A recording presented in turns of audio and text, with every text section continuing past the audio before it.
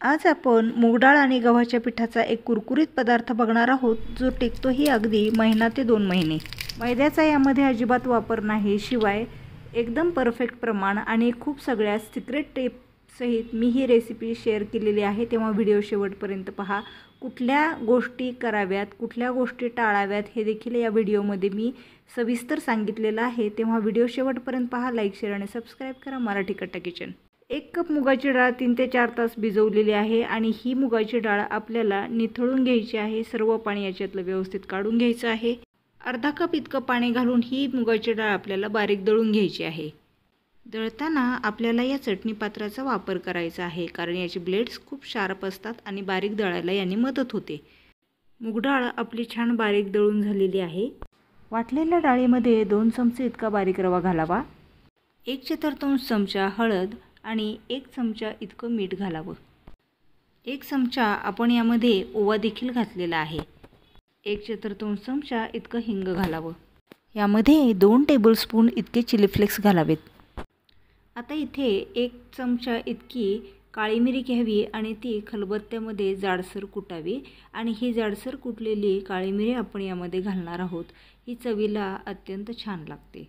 आता यामध्ये 2 ते 3 चमचे इतकं तेल घालावं. अजिबात तूप घालू नये. जर तुम्ही तूप घातलं तर पदार्थाला अजिबात चांगले लेयर्स पडत नाहीत. आता आपण जितकं मुगाच्या डाळीचं प्रमाण घेतलेलं आहे त्याच्या दुप्पट गव्हाच्या पिठाचं प्रमाण घ्यायला हवं. जर गव्हाच्या पिठाचं प्रमाण कमी झालं तर पदार्थाला अजिबात चांगला लेयर्स पडत नाही, पदार्थ खुसखुशीत तयार होत नाही. पीठ मळून झालं की 10 ते 15 मिनिट आपल्याला याला झाकून ठेवायचं आहे.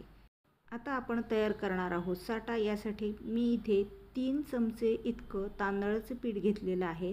त्यामध्ये 2 चमचे इतकं आपण साजूक तूप वापरणार आहोत. कमर्शियली हे जेव्हा आपण तयार करतो त्यावेळी सरळ डालड्याचा वापर करतात, परंतु इथे आपण हा पदार्थ घरामध्ये तयार करत आहोत, त्यामुळे आपण इथे साजूक तुपाचा आणि तांदळाच्या पिठाचा वापर करणार आहोत. हे व्यवस्थित फेटून साठा तयार करून घ्यावा. यामध्ये आवडत असल्यास थोडीशी बारीक चिरलेली कोथिंबीर घालावी. आता या पिठाचे छोटे छोटे 4 ते 5 असे पेढे तयार करून घ्यावेत. एक पेढा घेऊन त्याची लाटी लाटून घ्यावी. पीठ लावताना खालच्या बाजूला थोडंसं कमी लावावं.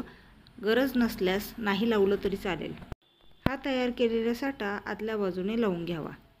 साठा एकदा लावून झाला की याच्यावर थोडंसं तांदळाचं पीठ बुरबुरावं आणि एन्व्हलपसारखं या दोन्ही बाजू आपल्याला फोल्ड करून घ्यायच्या आहेत.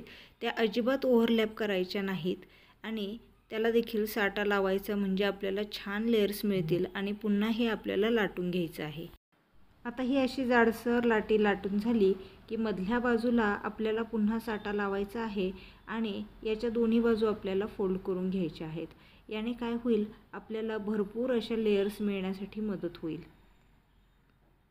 हलक्या हाताने मी इथे लाटणं फिरून घेतलेलं आहे आणि याचे आता आपल्याला पातळ उभे काप कापून घ्यायचे आहेत. पाहू शकता मधल्या बाजूला छान लेयर्स अशा तयार झालेल्या आहेत. आता तेल तापलं की मध्यम आचेवर आपल्याला हे शंकरपाळे जे आहेत ते तळून घ्यायचे आहेत. आता मी तुम्हाला यामध्ये काय चूक करू नये ते सांगते. जर आपण गव्हाच्या पिठाचं प्रमाण हे कमी ठेवलं तर या पद्धतीने तुम्ही बघू शकता अजिबात लेयर्स चांगल्या पडत नाहीत. तळल्यानंतर तुम्ही पहा या पाकळ्या ज्या आहेत त्या अजिबात उमललेल्या नाही आहेत. त्यामुळे प्रमाण जे आहे ते आपल्याला अगदी परफेक्ट असं घ्यायचं आहे. म्हणजे व्हिडिओमध्ये सांगितलं तसं जितकी मूग डाळ असेल त्याच्या दुप्पट गव्हाचं पीठ हे असायलाच हवं.